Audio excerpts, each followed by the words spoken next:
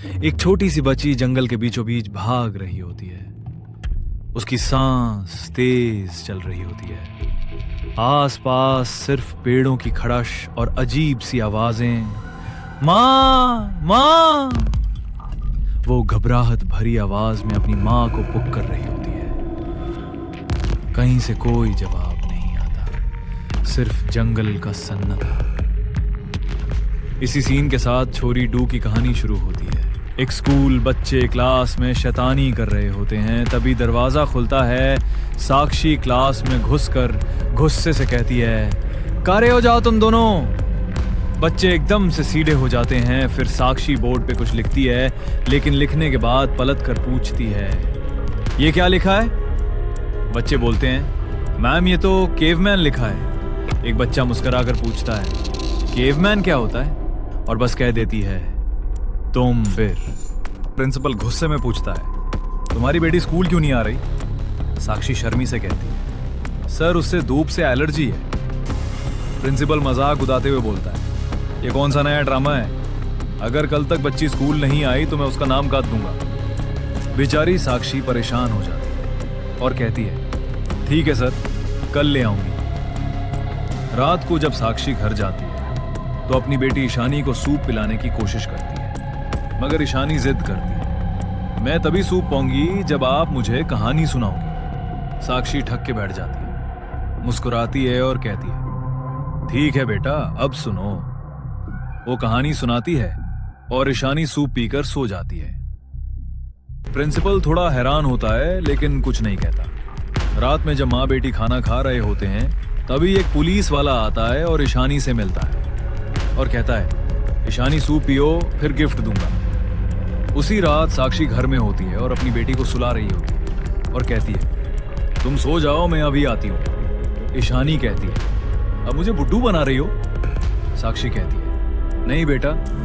फिर साक्षी चली जाती है और ईशानी कार से कहलने लग जाती है और ईशानी की कार बेड के नीचे जाती है और वापस नहीं आती। जैसे ही ईशानी बेड के नीचे देखती है तो इसके पीछे बूट आता है और ईशानी देखकर भागती है और रानी माँ को बुला रही होती है। रानी माँ घर के बाहर बैठी होती हैं, तभी वही भूत ईशानी को अपने वश में कर लेता है। ईशानी घर से बाहर जा रही होती है, रानी माँ उसके पीछे जाती है तो देखती हैं कि ईशानी एक कार में बैठ गई। जैसे ही वो पीछा करती हैं, उस कार में बैठे लोग उन्हें भी किडनैप कर लेते हैं। साक्षी घर आती है। जैसे ही दरवाजा खोलती है, घर में एक अजीब सी खामोशी होती। वो ईशानी और महारानी को पकड़ती है, लेकिन कोई जवाब नहीं मिलता। घर के हर कोने में ढूंढने के बाद भी जब कोई नहीं मिलता तो उसका दिल घबरा जाता है। साक्षी परेशान होती है और इसके साथ पुलिस वाला होता है और वो अपनी टीम को बुलाता है। कुछ ही देर में पुलिस टीम घर पर पहुंच जाती है तो एक ऑफिसर बोलता है, सीसीटीवी फुटेज चेक करते हैं, शायद कुछ पता चले। सीसीटीवी फुटेज जैसे ही चालू होती है, सबके होश उड़ जाते हैं। उसमें दिखाई देता है कि ईशानी और रानी माँ को कुछ लोग जबरदस्ती ले जा रहे हैं। उनके चेहरे ढके हुए हैं, लेकिन एक आदमी का चेहरा क्लियरली दिख जाता है। वो और कोई नहीं, रजबीर का चाचा होता है। साक्षी कहती है, ये तो वही आदमी है जो रजबीर वीर के गांव में रहता था, और ये सब क्यों कर रहा है? पुलिस तुरंत उस गांव की तरफ निकल पड़ती है। साक्षी को एक लड़का नजर आता है जो अपनी कोई चीज छोड़कर भाग जाता है। फिर सभी पुलिस वाले अलग अलग जगहों पर जाकर उसे ढूंढने लगते हैं, लेकिन वो कहीं नहीं मिलता। फिर कुछ बच्चे आकर पत्थर मारने लगते हैं। यहाँ फिर कोई साक्षी को कोई पकड़ लेता है और फिर साक्षी जैसे राजबीर को देखती है, ऐसे कोई बच्चा डंडा मारकर बेहोश कर देता है। कुछ बच्चे साक्षी को एक अजीब सी जगह पर खींच कर ले जाते हैं। वहां पर कुछ अजीब लोग होते हैं जो कहते हैं, पार्थन जी मान गए। फिर एक बूढ़ा कहता है, जब तक साक्षी का गला नहीं काट जाएगा और वो बल्ली पे नहीं चढ़ेगा, तब तक गांव को मुक्ति नहीं मिलेगा। साक्षी घबरा के पूछती है, ईशानी कहाँ है? लेकिन राजबीर गुस्सा में कह देता है, अपनी औकात में रहो। फिर एक औरत आती है और साक्षी को बेहोश कर देती है। रात होती है, पुलिस वाले वहां से चले जाते हैं। उसके बाद वो बच्चे साक्षी को एक अजीब से कमरे में ले जाके बंद कर देते हैं। फिर एक लड़का आता है जो ईशानी के पास होता है। ईशानी कहती है, मुझे अपनी माँ से मिलना है। लड़का कहता है, तुम अपनी माँ से नहीं मिल सकती, तुम्हारी माँ अब दासी माँ है। फिर वो कहता है, ये पी लो, दासी माँ ने बनाया है। ईशानी घिन से कहती है, ये तो सूप है, मैं नहीं पीऊंगी, मुझे नहीं चाहिए। लड़का कहता है, तुम्हें ये पीना होगा, अगले 3 दिन तक तुम्हें ये ही मिलेगा। सीन कंटिन्यू होता है। फिर अगले सीन में साक्षी कैद खोलने की कोशिश करती है। अचानक एक औरत आती है। साक्षी घबरा के कहती है, मेरी बच्ची मर जाएगी अगर धूप में गई तो। वो औरत बोलती है, इसकी ये बीमारी गांव की खुशहाली ले आएगी, तुम्हारी जरूरत नहीं है, ऐसे ही मर जा तुम। फिर दासी दायान बन कर आती है और साक्षी को गिरा दे देती है। साक्षी गिर जाती है और उसी वक्त भूत गायब हो जाता है। फिर राजवीर को उसका अंकल बोलता है, तुम पैदा होते ही अपनी बेटी को नहीं मार पाए, इसकी बीमारी ही इसकी शक्ति है। फिर वो कहता है, 3 दिन के बाद साक्षी की बलि चढ़ाई जाएगी और हम तुम्हारे माँ बाप का बदला लेंगे। Scene change. फिर दासी ईशानी के पास आती है और जबरदस्ती उसे कोई जारी बूटी पिला देती है। Next scene. फिर दासी अपने कमरे में जाती है और एक मंत्र बोलती है, तक तक तक। अचानक दरवाजा खुलता है। दासी एक अंधेरे कमरे में जाती है। अंदर कुर्सी पर एक अजीब सा बुड्ढा बैठा होता है। दासी कहती है, चोरी ने जाती बूटी पीना शुरू कर दी है। दरवाजा खुलता है दूसरी तरफ। साक्षी एक कोने में बैठी रो रही होती है। अचानक उसे ईशानी की आवाज सुनाई देती है, हल्की सी लेकिन साफ। माँ।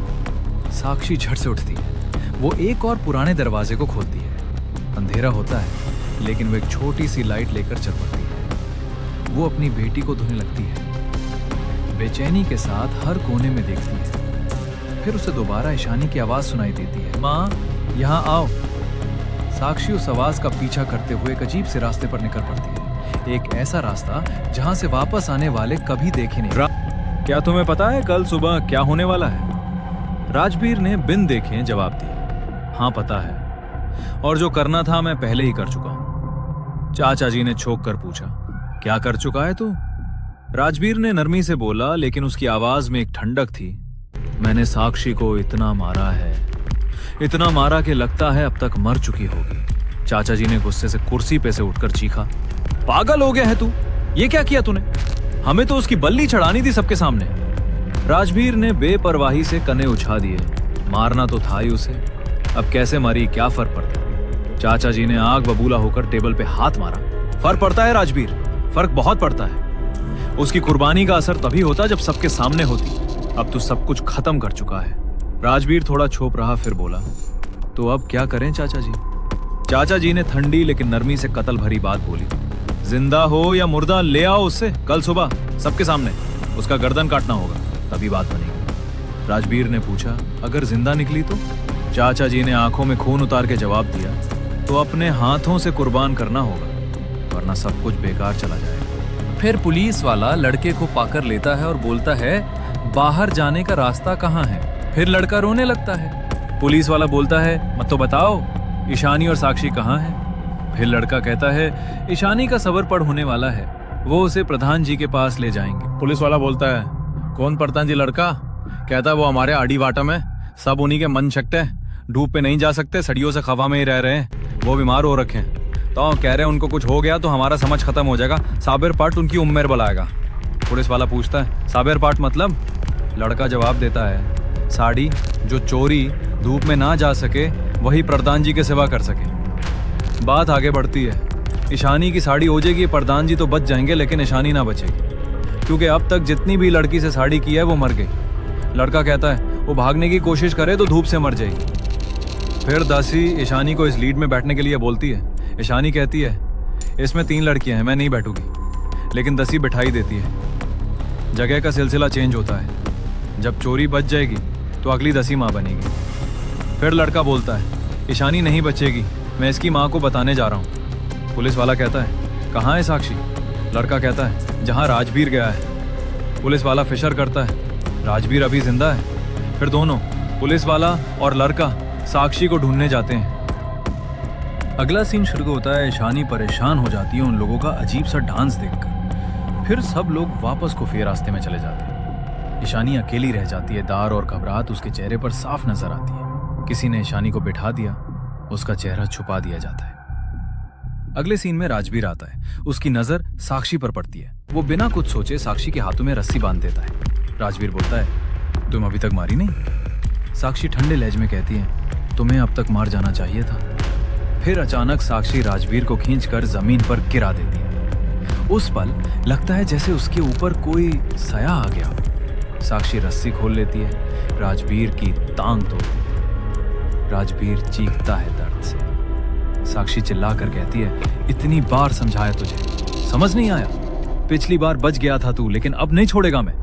वो राजवीर का सर जमीन पर 10 बार मारती है। खून हर तरफ छींक जाता है। फिर राजवीर के गले में रस्सी बांधकर उसे लटका कर मार देती है। अपने हाथों पर लगा हुआ खून अपने चेहरे पर लगा लेती है। तभी पुलिस वाला वहां आ जाता है। वो साक्षी को गुफ्फे से निकाल देता है। तीनों, साक्षी, ईशानी और लड़का खेतों में चलते हैं। पुलिस वाला बोलता है, तुम ईशानी के पास जाओ, मैं उन लोगों को संभालता हूँ। लड़का बोलता है, मुझे एक दूसरा रास्ता मालूम है। साक्षी उस लड़के के साथ निकाल जाती है। पुलिस वाला अकेले सब दुश्मनों से लड़ता है, लेकिन उसे मार पड़ती है। अगले सीन में एक बड़ा दरवाजा खुलता है। एक दसी आती है और कहती है, ईशानी अंदर आ जाओ। ईशानी धीरे धीरे अंदर जाने लगती है, मगर सामने से एक डरौना बूढ़ा आता है। ईशानी डर जाती है। दसी कहती है, तुम्हें पर नहीं चाहिए?